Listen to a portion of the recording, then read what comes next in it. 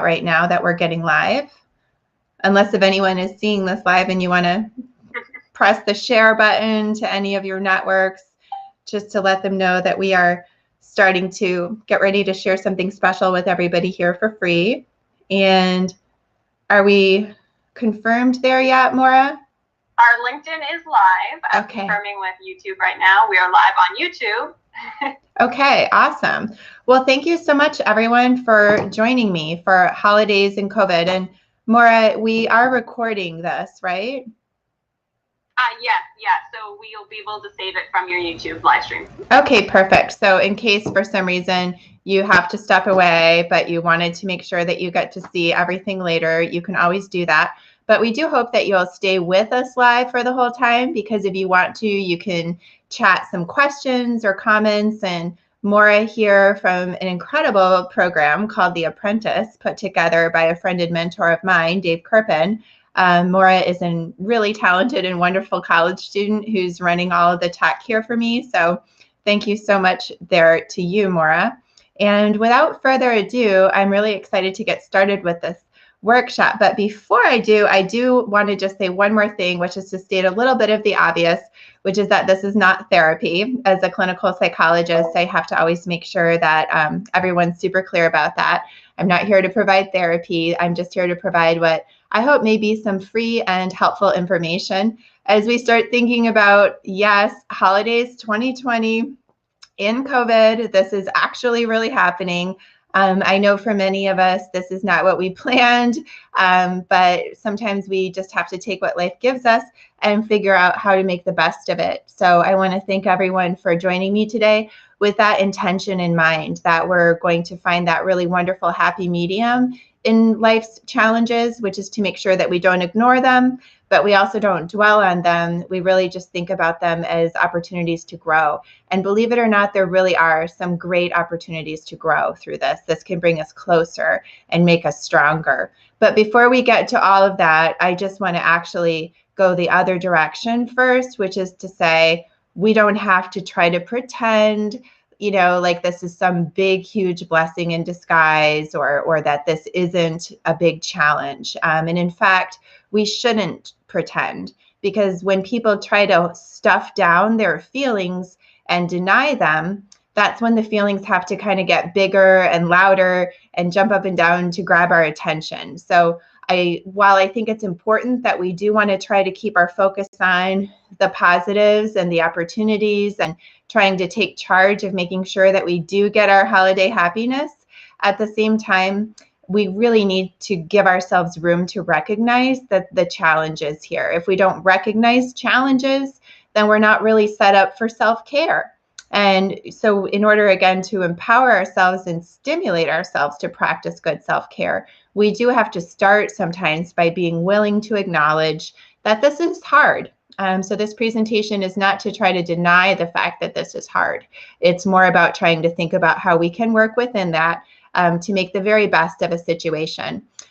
So, again, if you're having sadness or frustration about this kind of stuff, it's actually really good to express it and to let it out, because what's happening with this man here with the lightning bolts is he's somebody that maybe hasn't been expressing it. That's felt like maybe it's a sign of weakness to acknowledge that maybe this is a really stressful, sad situation, and that he's going through some losses or stress that he won't give himself permission to express or to feel. And as a clinical psychologist and a former yoga teacher, I do see that sometimes that can translate to things like tension, headaches, or even just irritability, or even numbness. If we try to deny just part of our experience, just part of our emotions, we actually really cannot do that. We cannot selectively deny certain emotions. So if we want to get life ups, we have to also be willing to acknowledge some of the sadness and frustration. So whether that's by having a heart-to-heart with a friend or doing some journaling, I would really encourage you to give yourself permission to notice what the challenges are. Now, the good news is that once we do recognize what the challenges are, then that's when we can start to get support from other people, true, genuine support. And that does stimulate closeness. When I was in graduate school, I was assisting with some research on homeless families. And believe it or not, the research actually found that the homeless families had higher levels of closeness and intimacy than the families that were housed. And the researchers thought that this might in part be because those homeless families had to really depend on each other and have a level of interreliance upon one another that the housed families didn't. So on a certain level, I'm not saying again that we should be glad that this is happening, but when we are in touch with what our stressors are and what some of the pain points are, if we can open up to others or be someone that lets others open up to us, then this can actually become an opportunity for us to stand in solidarity and support one another and be there for each other in ways that actually do make us closer than if we hadn't had the challenge or the adversity in the first place. So one of the things, now kind of shifting gears into the fact that although adversity can bring us closer, we don't want to just dwell in adversity. So we also want to think about things that we can do to make things better.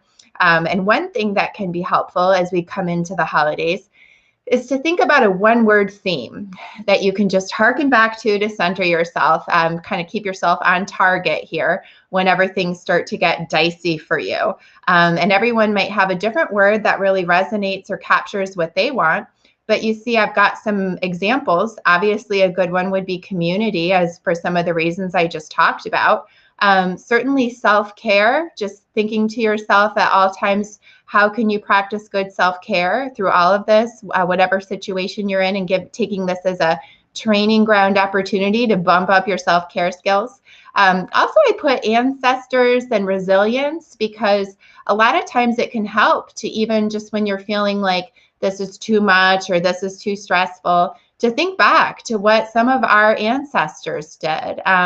And some of the struggles and the adversities that they went through, and to kind of draw on the fact that we come from a strong stock of people. I know we all have a different lineage, a different heritage, but I know that all of us have people in our family tree that we can point to and say, wow, if I could just tap into that person's strength right now, how incredible would that be?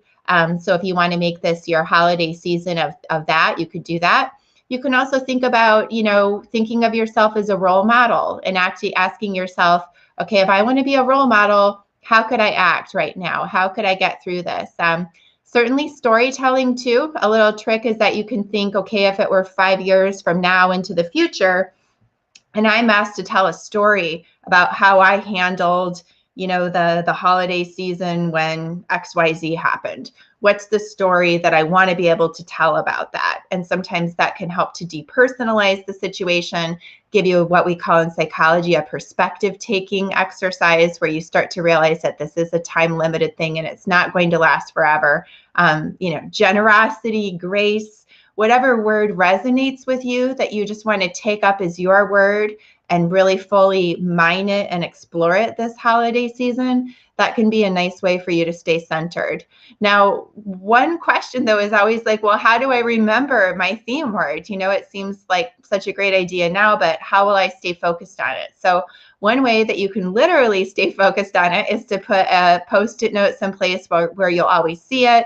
You can put it as a screensaver on your phone. You don't want to just have to depend on yourself to recall it. You want to introduce it into your environment, so it's going to be nudging you.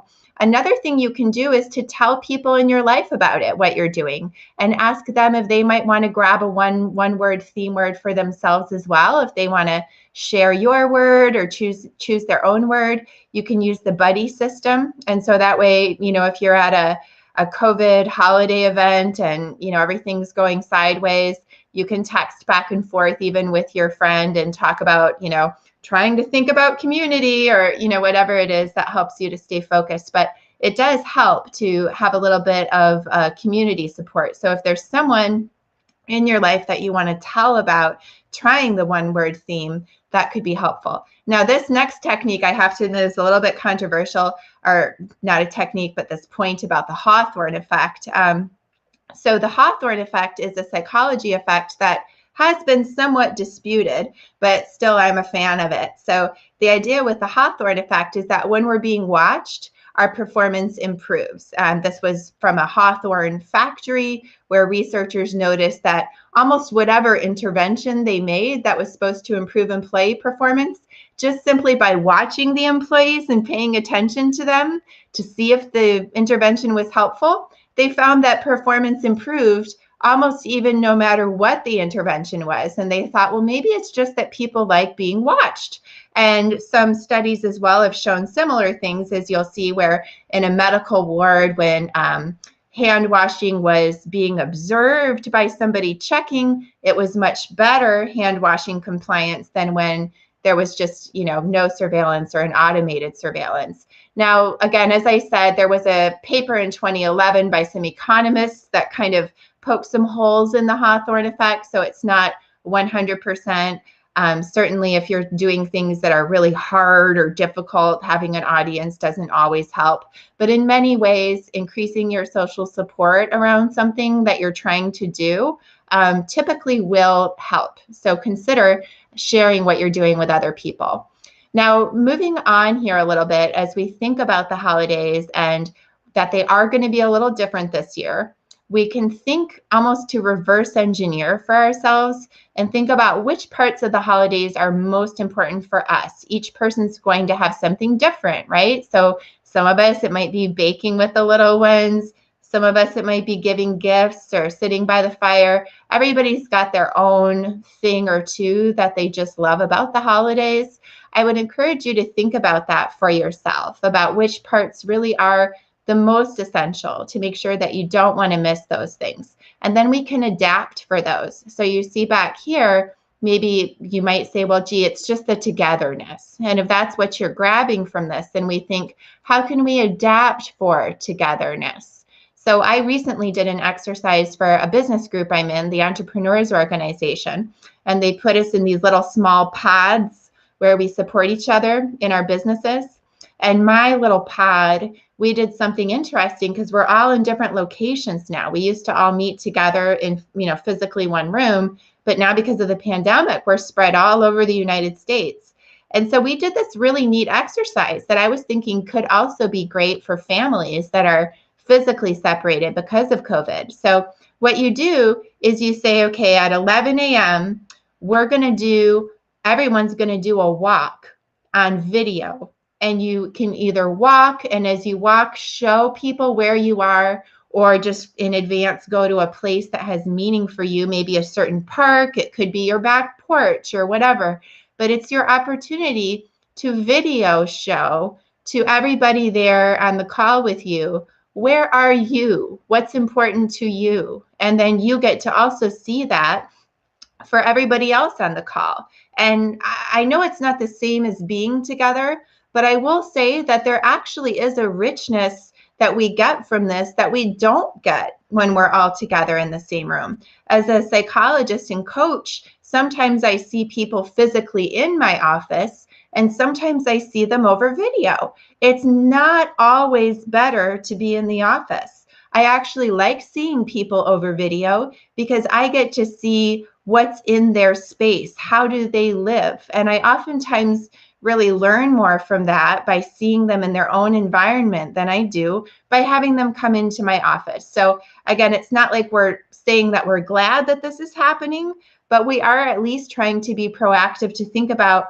what are some adaptations we can make to get the parts that are most essential for us, and could there even potentially be any silver linings around those particular ways? Now, transcendence might be just another kind of thing that people love about the holidays. There's different religious, holidays, obviously, around this time of the year, but they all, in many ways, trace back to the idea of a new life, right? Of new beginnings and of a clean slate in some way. And so I don't have any financial relationship with any, Arbor Day or anything like that, but it is a company that I found that I just wanted to share as a resource. I think it's pretty neat. So what they do is they'll send little sprouts of trees, and they'll even figure out for you, based on where you need to send it in the country or the world, what kind of little sprout is best for that person's location. And they'll send them some little sprigs of trees, which I just thought was a great potential idea as a gift this year, because it emphasizes new life. It emphasizes transcendence. Holiday rituals are oftentimes less about what we do than the meaning behind why we do them. And so if you decide that you wanted to give a gift like this to someone, you would want to explain the why of it, that for you, the holidays are about transcendence, and that you want to know that you and this person, that this family, we're going to transcend through this. We're going to get through this. And so gifts can be a nice way to be symbolic about those types of things. Also gifts, speaking of gifts and generosity, which is another wonderful thing in the holiday spirit, mixed tiles there is a great one. And by the way, I have links to all of these places on drchloe.com/COVID. So Maura, my assistant listening, if you can put links to drchloe.com/COVID and all the platforms so people can find it, that would be great. So with mixed tiles, it's neat because you can be generous with your time, or at least look like you were generous with your time, because mixed tiles does a lot of it for you. I guess what mixed tiles can do is even just go on to somebody's Instagram account and like grab all their best pictures, and then you can send them these really cool tiles of just great pictures of them and their family that just stick on the wall really easily. Or Shutterfly, just one of many companies that will make these fun books. And you can have books with titles like, the year we got through COVID, or, just different things like 10 pictures I love about my mom, or, again, just being generous with your time and with your attention. Now you'll see also that says time, attention, and food. So there's a couple of other ideas that we can adapt with generosity this year around food. I know breaking bread together is one of the big things in the holidays. And so I've been really excited to learn about Gold Belly. And again, I don't have any, I don't get any relationship. It's not a paid endorsement of any kind. It's just a genuine excitement about this product, Gold Belly. What they do is they apparently have relationships with all of the best restaurants. You can see they've got, Daniel Boulud, and they've got Street Bird and all kinds of great restaurants. And they'll actually get the food from, say, even a restaurant in New York, and they'll somehow get it to you, even if you're in Kansas or wherever. So I think it's really neat. What you can do is the whole family can be having the same meal together, literally the same meal put together by the same chef, even if they're not in the same house. And so I just think that's a good one. One other, way to potentially be generous with your attention is through this Paint Your Life thing here. It's paintyourlife, I think, .org or .com, but there's a link through drchloe.com/COVID. And what's neat about Paint Your Life is that they'll actually paint different family members together. So you may have a grandma that's never held her newborn grandbaby because of the pandemic. Well, Paint Your Life will actually take a picture of baby and a picture of grandma and create a portrait as if she's holding the baby. So there are some creative things that we can do with that generous holiday spirit and togetherness that we're all craving. Oh, and there's, of course, my book, Nervous Energy, which, of course, makes a great holiday gift, too. Maura will put a link to that in the chat as well on Amazon. It is available for pre-order, but honestly, I have to admit that one's almost more of a joke. I realize people don't necessarily want to get that book for the holidays, but I couldn't help myself. I just had to throw it in there. Now, if we also want to adapt for togetherness and generosity, we can put those things together too. And through, again, drchloe.com/COVID, I have a list of a whole bunch of links of online volunteer places and online volunteer opportunities. And you can do that yourself, or you can sign up as a family and you can all volunteer together, even if you're in different places across the country. And you can certainly volunteer using your skill set, or you could volunteer doing something that's a little bit outside of your norm. I will say, as a psychologist, volunteering really increases our own self-esteem, our own good feelings about ourselves. It increases our sense of self-efficacy, our belief that we can be powerful in the world. And it also, of course, does help to put our own problems and issues into perspective, because usually when we're volunteering, we're helping people that are less fortunate than us. And so having that recognition and really bringing that home for ourselves can just naturally stimulate the sort of gratitude that actually makes us feel better. So that's why volunteers, myself included, will always say that, to be honest, it's almost a selfish thing that I volunteer because it actually just makes me feel so good. Now, as I mentioned on drchloe.com/COVID, that's the page you're seeing a screenshot of here. I've got a whole bunch of links to places where people can volunteer online if they want. Now, as good as it is to volunteer and help others, it is also really important to make sure that you find your own joy.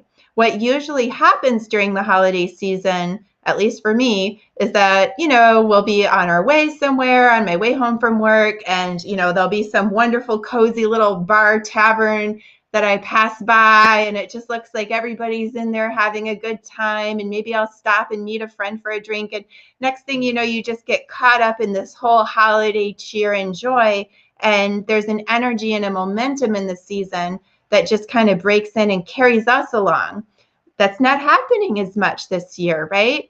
And so we have to think for ourselves, what brings you joy? Now, we all know we have something, right? Whether it's, that special meal or, a night of junk TV or, walk in the park, whatever it is, to task ourselves with really realizing and giving ourselves permission to know that it's not only our right, it's our responsibility to give ourselves that joy this year, that we don't want to just have it be a holiday season where we just feel sad or bitter because we didn't get that joy. So I give you permission to go out and take care of yourself. Sometimes high-functioning people don't feel like they have permission to do that because they feel like maybe it's selfish to do that.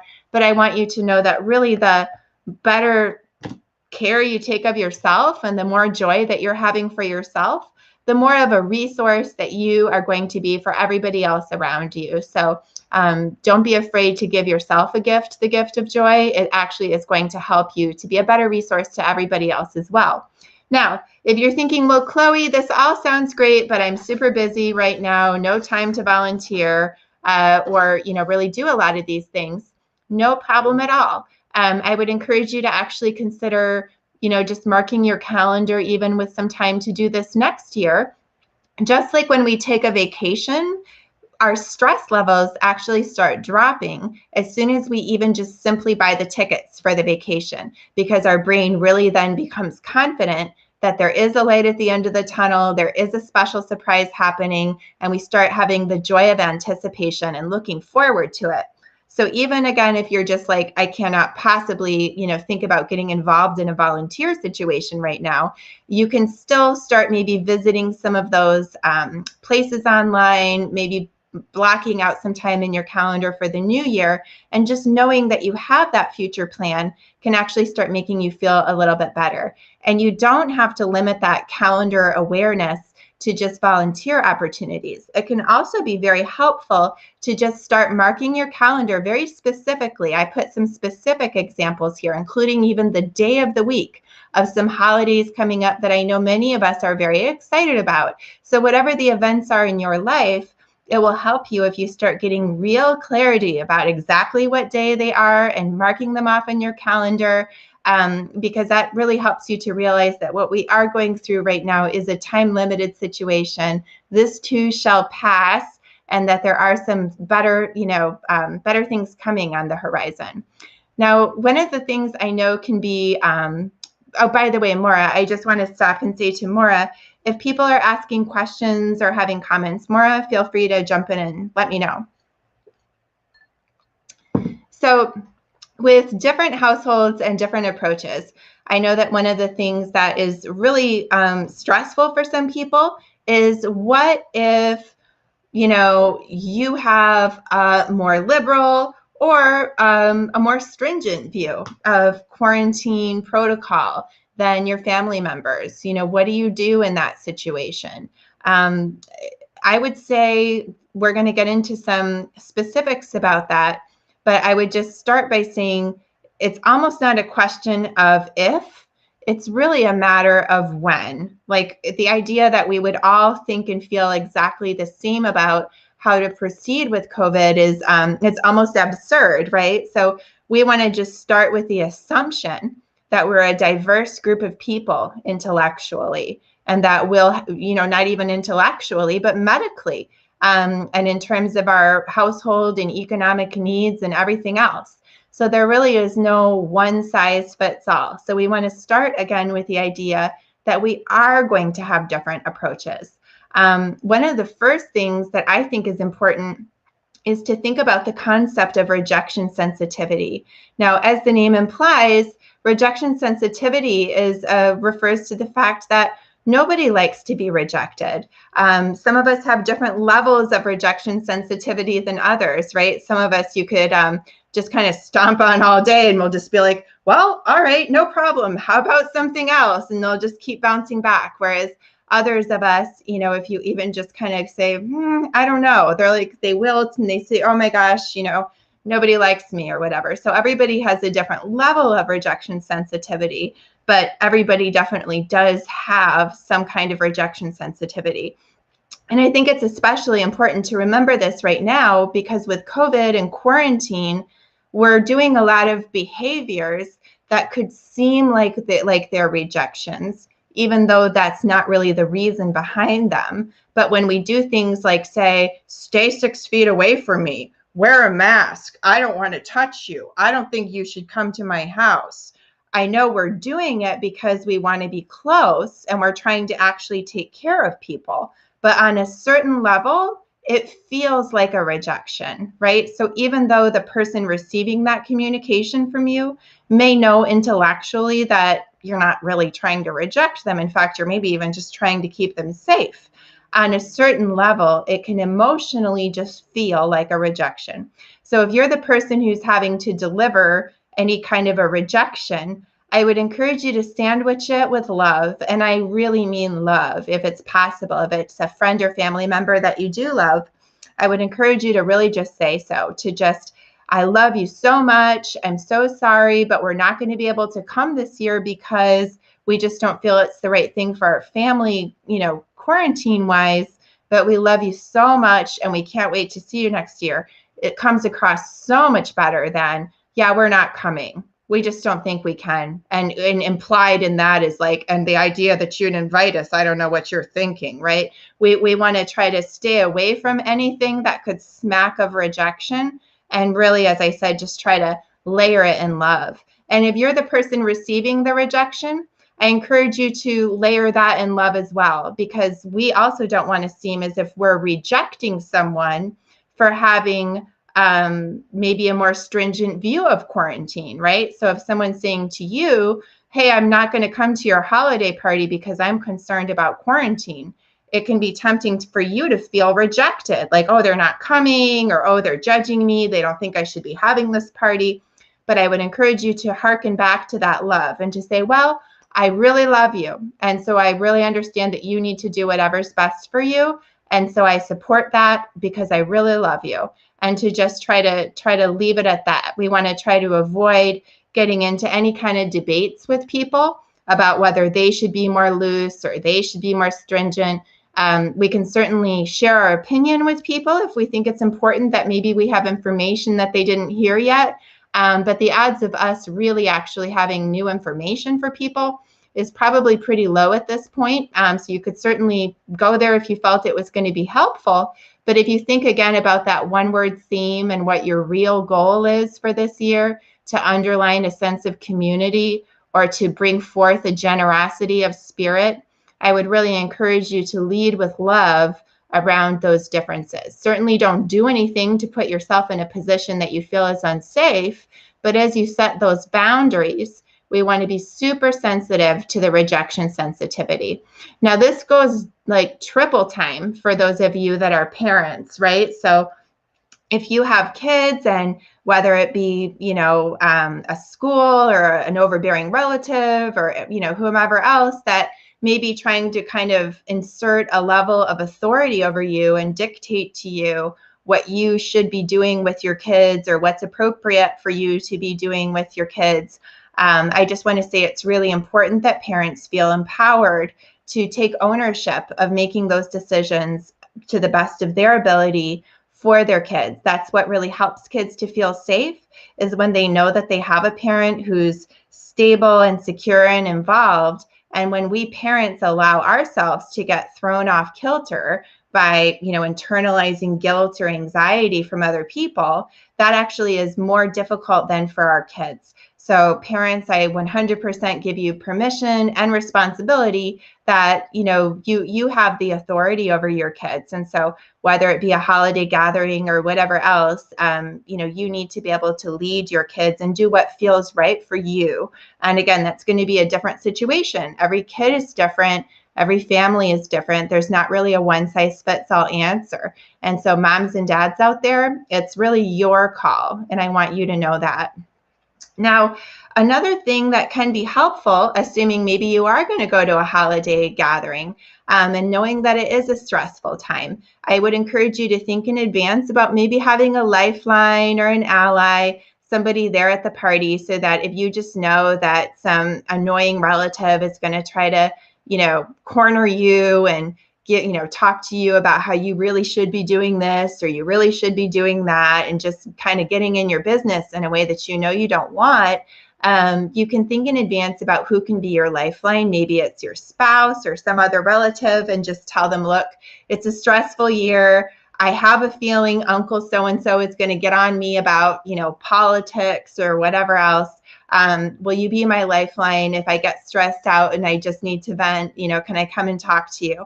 And the person will probably say, yeah, of course. And if there's nobody at that gathering that qualifies as a lifeline for you, then all the more reason that you need to establish a lifeline outside of the party, so that you have a friend that you can tell them in advance, I'm going to this holiday party of my family's, and I just know it's going to be a pressure cooker for me. Could I text you or call you at some point during that visit? Because we just need to have some kind of a validating, affirming place where we can express ourselves. Otherwise, we end up just bottling it all up and then becoming, as I mentioned before, we can get, where is that slide? Where we can get a little bit numb, or just placing our irritability onto other people or things where they don't belong, if we don't give ourselves the appropriate opportunity to express that sadness and frustration. So choosing a lifeline in advance can help you to make sure that you do that in a healthy way. Now, other things that people can do that can be really good if you know that you're going into a stressful holiday situation is something called the Cocoon breathing technique. So that's there with those two women talking. And if you go to drchloe.com/breathe, and I'm sure Maura can put that into the chat box for us, drchloe.com/breathe, I actually go through a breathing technique that involves kind of breathing and visualizing a little bubble around yourself, so that whatever negative things are said to you, they just kind of bounce off of you. Now, that sort of technique, I'll admit, is a little bit escapist. It's almost a way to just sort of tune someone out. You obviously wouldn't want to use a technique like that if somebody were trying to really talk to you about a serious conflict and you needed to actually be accountable and give them a response. To just kind of mentally check out would be pretty obnoxious.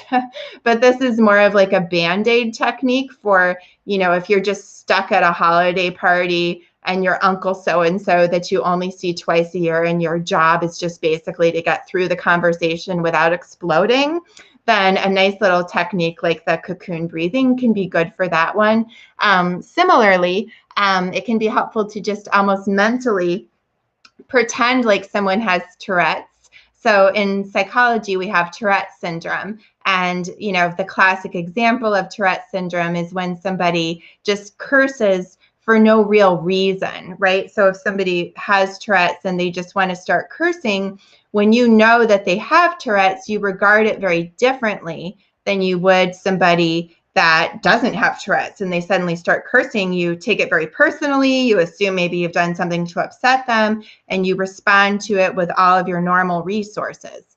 That is a maddening waste of time if you're dealing with somebody with Tourette's, obviously. In a similar sense, if you have that annoying friend or family member that just is constantly saying almost like a bunch of non sequiturs or political stuff or judgmental stuff that just makes your blood boil, but yet for whatever reason, maybe because of family dynamics and everything, you can't really just choose not to speak with that person. You kind of have to tolerate them.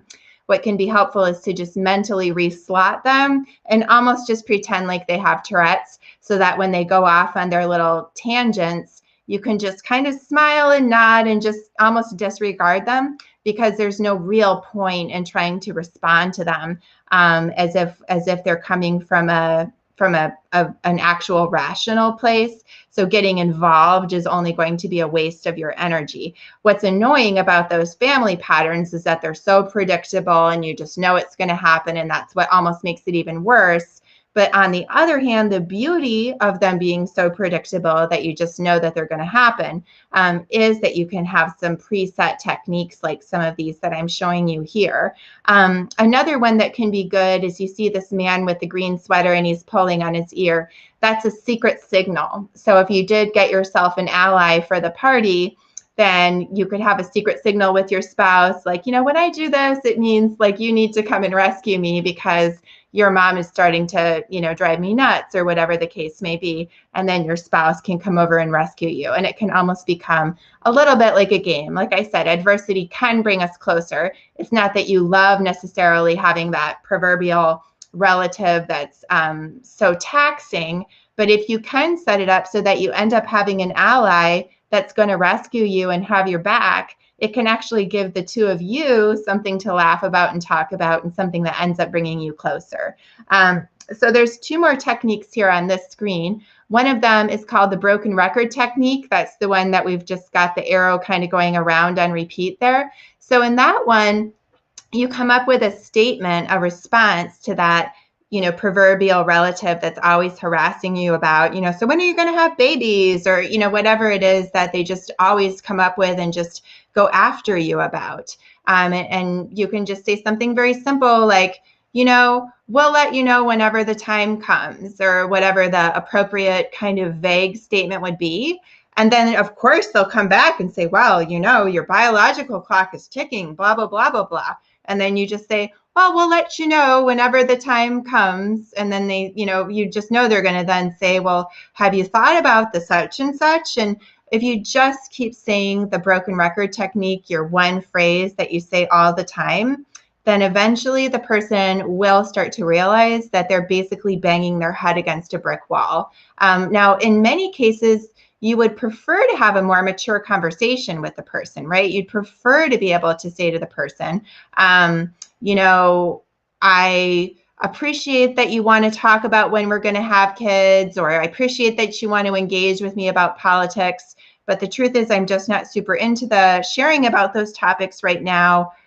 So I'd appreciate it if we could talk about, and then we go into the redirect one here, which is that last arrow. So then you have 5 topics in mind that you can help the person pivot to, because it's almost like saying to that person, don't think about pink elephants, right? Like, don't ask me about politics, or don't talk to me about having more babies. It just puts something in their mind and they can't stop thinking about it. Even if they want to, they may feel stuck on it.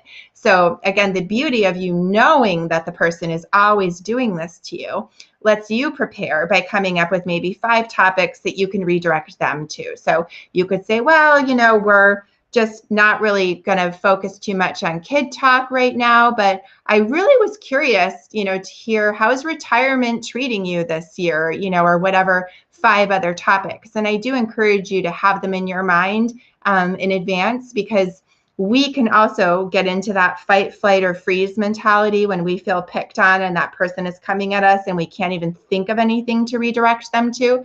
So I would encourage you to think of your redirect topics in advance if you know that you've got kind of a problem child relative on your hands that you're going to need to put some boundaries around. But if you try to redirect them and they just keep coming back, then you could go with the good old broken record technique, or just put them in the Tourette's category for a little while. I wanted to also just invite everyone to know that it is okay if we end up finding some silver linings.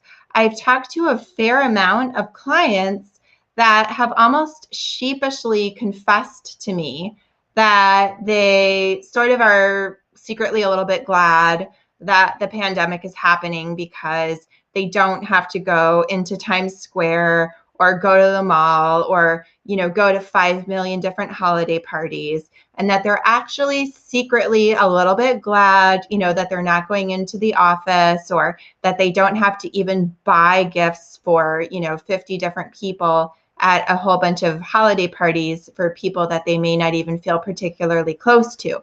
But I say sheepishly because they feel guilty oftentimes for admitting that there's something about this that they're kind of enjoying, because they feel like, well, obviously there's been a lot of death and destruction and sadness because of this pandemic, and I would just be a terrible person if I were like glad for this. And I would like to try to delve into that a little bit and give you permission to separate the concepts that just because you're finding silver linings about a situation that has been forced on you does not mean that you are, bringing that situation upon other people, or that if, you're responsible for the problems that other people are having. All you're doing is just adapting to what's in front of you, which is actually a healthy thing to do, and finding ways that you can find your joy in this. And as I said earlier, the more joy that you can give yourself permission to find, the better you can take care of yourself and fill your own bucket, the proverbial, self-care bucket, the better of a resource that you're going to be to other people. So if you're actually finding that this is kind of a low stress holiday for you, or there's certain things about it that are kind of working out in your favor a little bit, I don't want you to feel guilty about that. I really want you to let yourself enjoy that and embrace that, because there's going to be plenty of stressful things too, and we have to shoulder the stressful stuff. So we actually want to make sure that we don't miss out on the positive parts, which can help to offset the challenging parts. So you want to do that for your own mental health as well as for the mental health of those around you. Now, of course, with any holiday. Oh, yes, Maura. We've had a question, so I thought I'd jump in now, if that's all right. Sure. I know you're kind of touching on this, but we have a question that asks, how do you manage a situation in which a close and loved family member wants to argue about boundaries, but you don't want to focus on that difference of opinions? Mm-hmm. So wants to argue about boundaries, about I guess really about anything. I was going to say about what, but I mean, I think that we could kind of adapt the answer to almost anything. Suppose that they want to argue about boundaries, about, again, even say about COVID, about, whether you should be having people over to your home, or, or whether you should be having your kids do remote, versus in-person learning, or those kinds of things.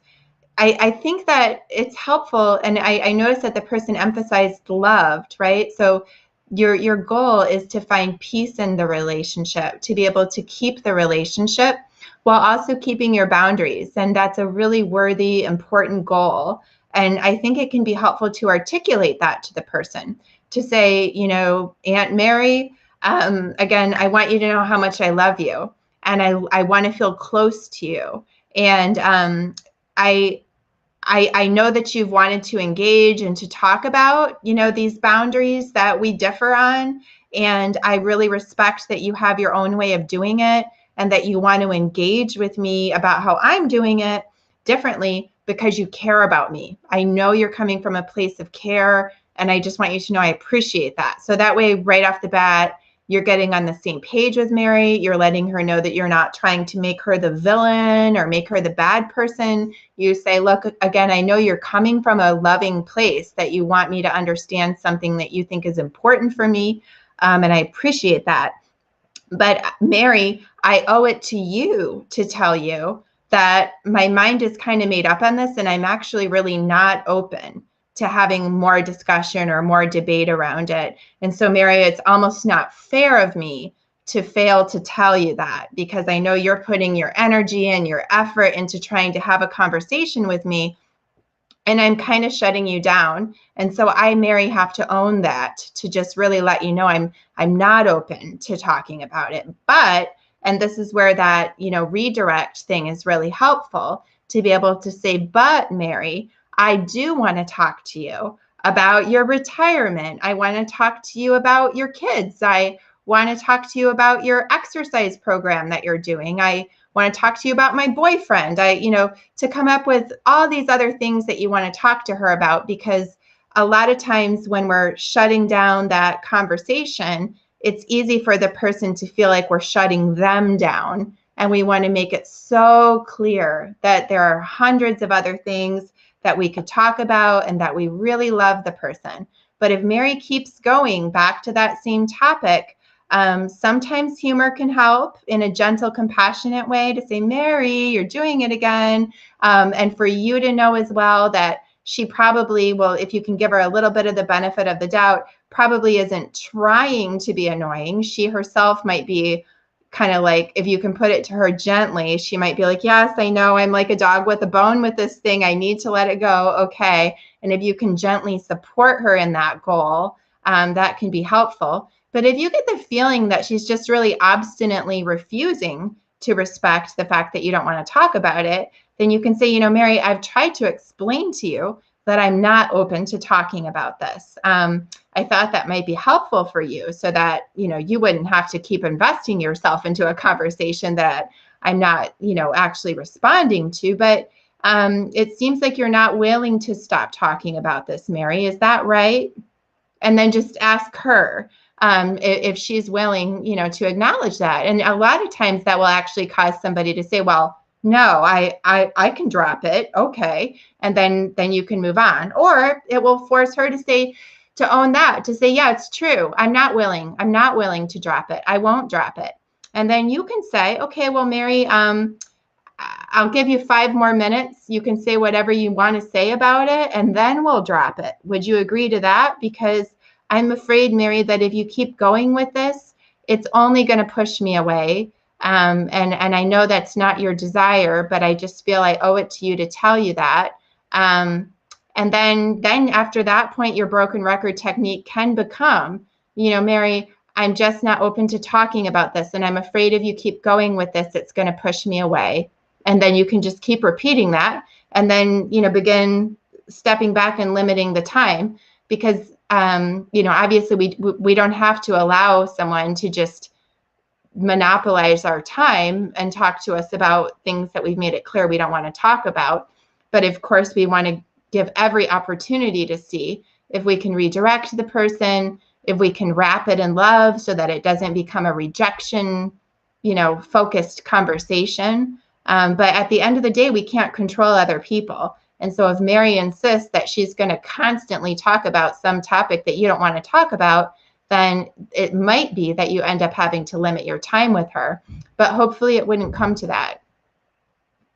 So great. Thank you, Chloe. Sure, absolutely. So just making sure also that we don't forget about the holiday basics, right? These are good for us most any year, to make sure that we think about whether it be meditation, prayer, or other just contemplative exercises. That candle there, always a good time to connect with our spiritual or meditative side around the holidays. If you have that type of a practice already, it's a great time to go deeper into it, maybe with that one-word theme that we talked about earlier. Or if you don't have one, what better time to start, right? There's kind of a magical feeling that people can have around the holidays. It's a special time and you can kick off something.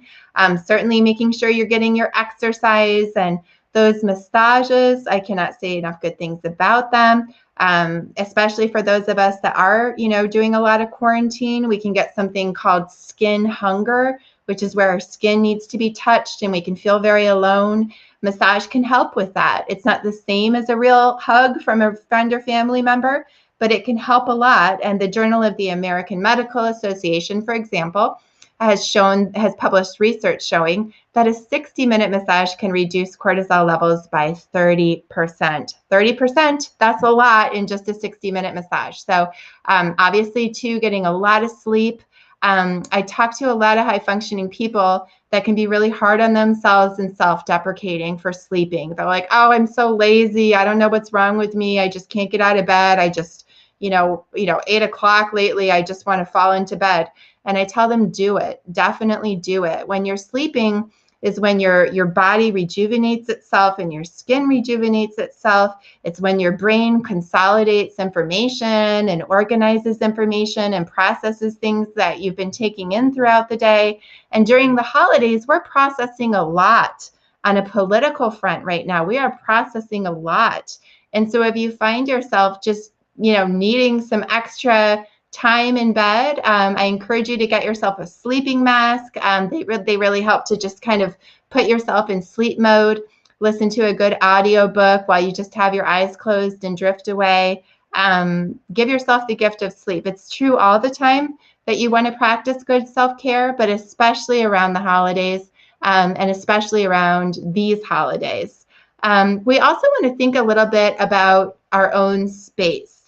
So we think of our space, at least I do, as a psychologist, I think of your space as almost like extended body language, right? So we can actually tell a lot about the way a person regards himself or herself by whether they shower, if they put themselves together, how they groom themselves.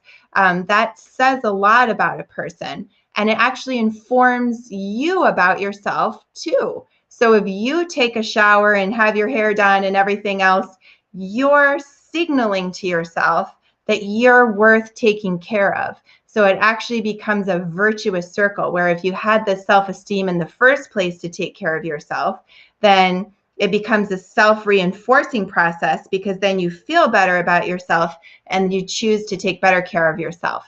The same thing, I believe, can go for your space as well, for your physical space. And I think it's especially true for, some of the easy things like scents. So you see I've got the Febreze stuff there. So if you get some holiday scents and plug them in, I would consider programming your smart home device there that I have in the lower row to play some holiday music, to get yourself in the mood a little bit, to decorate your space a little bit, especially if you've been in quarantine for a long time. Changing up your space can actually trick your brain into feeling a little bit like you're somewhere new, which can be nice. But it can also help to put you in that holiday cheer spirit. But it also, as I said, helps to signal to you that you and your space were worth grooming and worth taking care of. Even if you're alone, almost especially if you're alone, I want you to make sure that you have your space set up in a way that has some kind of a recognition of where we are in time, that right now we are in the holiday season. And I'm really into the scents in particular, because the olfactory circuit is one of the most direct lines to the brain. That's why when we just smell, say that smell from grandma's perfume, it just takes us right back to that time. And so those holiday scents, $10 at the Target counter, can really go a long way in terms of setting a mood in your home. So I would encourage you to think about that. As I start to get ready to think about closing here, I also want to normalize this stress. So to kind of start to wrap up with where we started, which is that we don't have to pretend that we're not stressed by this, or that everything is totally fine, or that these tips have just made everything better, right? Certainly these tips may help, and they can help us to stay proactive and maybe realize some silver linings, but it's not intended, to try to make this as if suddenly all the stress goes away. And one of the things I want you to know, and this is, I hope, going to be helpful to you not only right now, but in the future, is that we don't want to become stressed about stress. We don't want to become anxious about anxiety. If we're having what's actually a healthy stress response, or a healthy response of anxiety, which, and again, we are in a little bit of a stressful time. There are some issues going on. So a little bit of anxiety or stress kind of makes sense right now.